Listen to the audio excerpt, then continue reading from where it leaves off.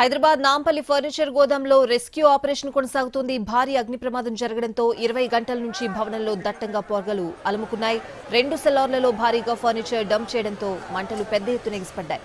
సెల్లార్లో చిక్కుకున్న 5గురిని కాపాడేందుకు 200 మంది రెస్క్యూ సిబ్బంది ప్రయత్నిస్తున్నారు. కానీ దట్టమైన పొగలు వ్యాపిస్తూ ఉండడంతో లోపలికి వారు వెళ్లలేకపోతున్నారు.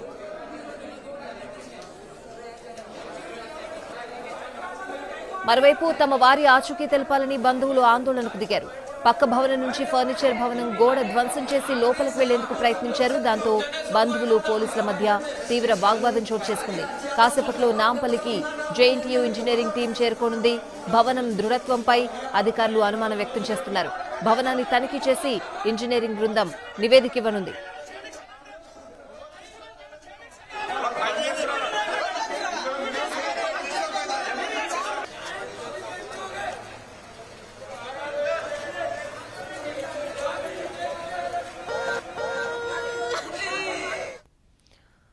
హైదరాబాద్ నాంపల్లి ఫర్నిచర్ గోదాంలో రెస్క్యూ ఆపరేషన్ ఇంకా కొనసాగుతోంది. భారీ అగ్ని ప్రమాదం జరగడంతో 20 గంటల నుంచి కూడా భవనంలో దట్టంగా పొగలు అలుముకున్న పరిస్థితులు కనిపిస్తున్నాయి. అక్కడ పరిస్థితి ఏ విధంగా ఉంది, పూర్తి అప్డేట్స్ అడిగి తెలుసుకుందాం. మా ప్రతినిధి కిరణ్ సంఘటనా స్థలం దగ్గర నుంచి లైవ్ లో సిద్ధంగా ఉన్నారు. కిరణ్, ఏంటి సిచ్యువేషన్?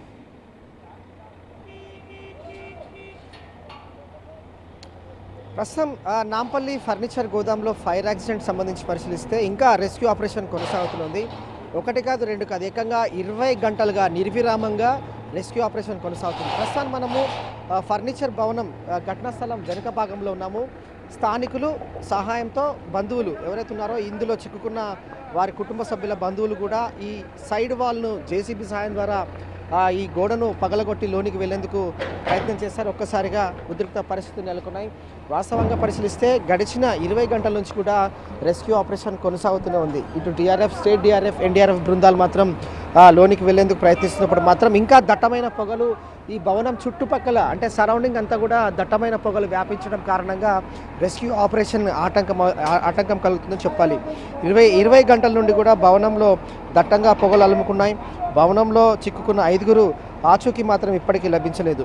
తమ వారి ఆచూకీ తెలపాలని బంధువులు మాత్రం నిన్న మధ్యాహ్నం నుండి కూడా ఆందోళన వ్యక్తం చేస్తూ ఉన్నారు. కానీ ఇప్పటి వరకు కూడా వారి ఆచూకీ లభించలేదు. పక్క భవనం నుండి ఫర్నిచర్ భవనం గోడ పగలగొట్టి లోనికి వెళ్లేందుకు ప్రయత్నం చేశారు. సో ప్రజెంట్ అయితే జేసీబీ సహాయం ద్వారా ఈ ఫర్నిచర్ ఎక్కడైతే ఉందో బచ్చా ఫర్నిచర్కి సంబంధించిన వాల్ సెల్లార్లోకి జేసీబీ ద్వారా డిగ్గింగ్ చేసిన తర్వాత లోనికి వెళ్ళే అవకాశం కూడా కనిపిస్తుంది. సో అక్కడ నుంచి ఏదైనా తెలుస్తుందో ఆచూకీ అనేది మాత్రం అధికారులు పరిశీలిస్తూ ఉన్నారు. సో పక్క భవనం నుండి ఫర్నిచర్ భవనం కూడా అలాగే లోన సెల్లార్కి సంబంధించి దాన్ని హోల్డ్ చేస్తూ ఉన్నారు. ప్రజెంట్ అయితే బంధువులకు పోలీసులకు మధ్య తీవ్ర వాగ్వాదం చోటు చేసుకుంది. సో పొగ తీవ్రతతో సహాయ చర్యలు మాత్రం ఆటంకం కలుగుతోంది. 2 సెల్లార్లో భారీగా ఫర్నిచర్ డంప్ చేశారు యజమాని కూడా. వాస్తవంగా ఇది కెపాసిటీ నుంచి సెల్లార్ ఉంది. అలాగే ఈ 2 బేస్మెంట్ సెల్లార్స్లో ఇది ఇల్లీగల్గా ఫర్నిచర్ అంతా కూడా డంప్ చేస్తున్నారు. సెల్లార్లో దట్టమైన పొగలు వ్యాపిస్తూ ఉన్నాయి. మరోవైపు కార్నర్లో కూడా అక్కడక్కడ మంటలు వ్యాపిస్తూ ఉన్నాయి. మంటల్ని ఫైర్ ఫైటింగ్ ద్వారా కంట్రోల్ చేస్తున్న క్రమంలో పొగలు మాత్రం ఇంకా సెల్లార్ నుండి 4 అంతస్తుల భవనం వైపు వరకు కూడా ఇంకా పొగలు వ్యాపిస్తూ ఉన్నాయి. సో ఈ పొగలు దట్టమైన పొగలు వ్యాపిస్తున్న క్రమంలో లోనికి వెళ్ళలేకపోతున్నారు రెస్క్యూ టీం కూడా.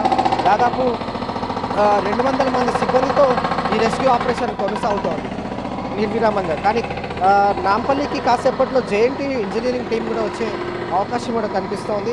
సో భవనం దృఢత్వంపై పైన కూడా అధికారులు ఒక అంచనాకు వచ్చే అవకాశం ఉంది. సో ఈ బచ్చా ఫర్నిచర్ సంబంధించిన షాప్లో సెల్లార్లో డంప్ చేసిన ఫర్నిచర్ అంతా కూడా బయట డంప్ చేశారు. ఇక ఇటు డిఆర్ఎఫ్ టీమ్స్ జేసీబీ సహాయం ద్వారా లోనికి వెళ్ళే ప్రయత్నం చేస్తూ ఉన్నారు సెల్లార్లోకి.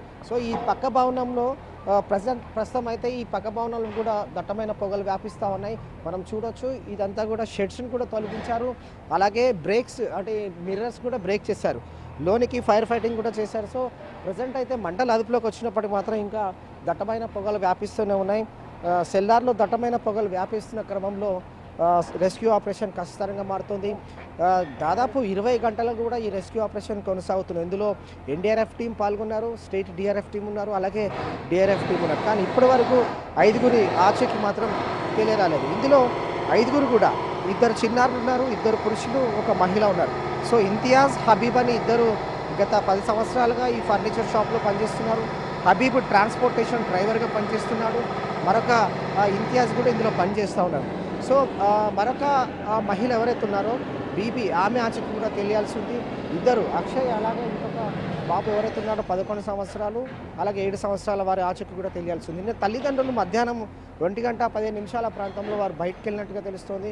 బయటకు వెళ్ళే క్రమంలో ఒక్కసారిగా దట్టమైన పొగలు వ్యాపించాయి. దట్టమైన మంటలు కూడా ఉన్నట్టుండి భవనం అంతా కూడా చుట్టుముట్టు అలుముకున్నాయి. ఇందులోనే చిన్నారులు చిక్కుకున్నారా లేదా వారి ఆచూకీ ఎలా ఉంది, ఎక్కడున్నారని మాత్రం ఇంకా తెలియరాలేదు. సో దాదాపు ఇటు 20 గంటలు కూడా దట్టమైన పొగలు వ్యాపిస్తూనే ఉన్నాయి. ఎక్కడ కూడా పొగలు మాత్రం కంట్రోల్లోకి రాలేకపోతున్నాయి. సో డిఆర్ఎఫ్ టీం అలాగే ఎన్డీఆర్ఎఫ్ టీం మాత్రం లోన బోట్స్ సహాయంతో కూడా లోనికి వెళ్ళారు. ఎందుకంటే 2 బేస్మెంట్ సెల్లార్లో కూడా వాటర్ నిండిపోయింది. ఒక కార్నర్లో మంటలు వ్యాపిస్తూ ఉన్నాయి. మంటలు అదుపు చేసేందుకు వాటర్ ఫైర్ ఫైటింగ్ కూడా కొనసాగుతుంది కాబట్టి బోట్ సహాయం ద్వారా ఎన్డీఆర్ఎఫ్ టీం లోనికి వెళ్ళారు. తర్వాత ఇప్పటి వరకు కూడా ఆ వాటర్ తొలగించే క్రమంలో ఆ పనులు కూడా జరుగుతున్నప్పటికీ మాత్రం వారి ఆచూకీకి ఇంకా తెలియాల్సి ఉంటుంది. సో భవనంలో చిక్కుకున్న 5గురి ఆచూకీ తెలియాల్సి ఉంది. మొత్తంగా కూడా నిర్విరామంగా గడిచిన 20 గంటల నుంచి రెస్క్యూ ఆపరేషన్ కొనసాగుతున్నప్పటికీ కూడా దట్టమైన పొగలు వ్యాపిస్తున్న క్రమంలో సరైన స్పాట్ లొకేషన్కి వెళ్ళలేకపోతున్నారు డిఆర్ఎఫ్ టీం వారు కూడా. ఒకసారి కనుక పొగలంతా కూడా కంట్రోల్లోకి వస్తే లోన టీమ్స్ వెళ్తాయి. వెళ్ళిన తర్వాత 5గురి ఆచూకీ కూడా ట్రేస్ అవుట్ చేసే అవకాశం కూడా కనిపిస్తుంది. సో మరికొద్దిసేపట్లో జేఎన్టీ నుంచి కూడా ఇంజనీరింగ్ విభాగం సంబంధించిన టీం రాబోతున్నారు. జిహెచ్ఎంసీ సంబంధించి కూడా ఇంజనీరింగ్ విభాగంతో వారు మాట్లాడతారు. ఈ బిల్డింగ్ స్టెబిలిటీ గురించి కూడా ఒక నివేదిక ఇచ్చే అవకాశం ఉంటుంది. సో అన్ని ప్రక్రియలు కొనసాగుతున్నప్పటికీ కూడా ప్రధానంగా ఈ 5గురు ఆచూకీ ఎక్కడుందనేది మాత్రం ఇంకా తెలియరాలేదు. కుటుంబ సభ్యులు తీవ్ర స్థాయిలో కూడా వారు ఆందోళన వ్యక్తం చేస్తున్నారు, వారు ఆవేదన వ్యక్తం చేస్తున్నారు. వారి ఆచూకీ తెలపాలంటూ కూడా వారు కంటతడి పెడుతున్న సిచ్యువేషన్ ఉంది. కానీ అధికారులు కూడా ఒకవైపు ప్రాణాలు కాపాడేందుకు కూడా తీవ్రంగా శ్రమిస్తున్నప్పటికీ మాత్రం దట్టమైన పొగలు సెల్లార్ నుండి బేస్మెంట్ సెల్లార్లోకి దట్టమైన పొగలు వ్యాపించడం కారణంగా ఈ భవనం మొత్తం కూడా దట్టమైన పొగలు వ్యాపిస్తున్న క్రమంలో లోనికి వెళ్ళి దాన్ని రెస్క్యూ చేసి వారి ఆచూకీ కనుక్కునే ప్రయత్నం చేస్తున్నప్పుడు మాత్రం ఇంకా మరింత ఆలస్యం అయ్యే అవకాశం కూడా కనిపిస్తోంది. ఇది latest update. Right Kiran, thanks for the updates.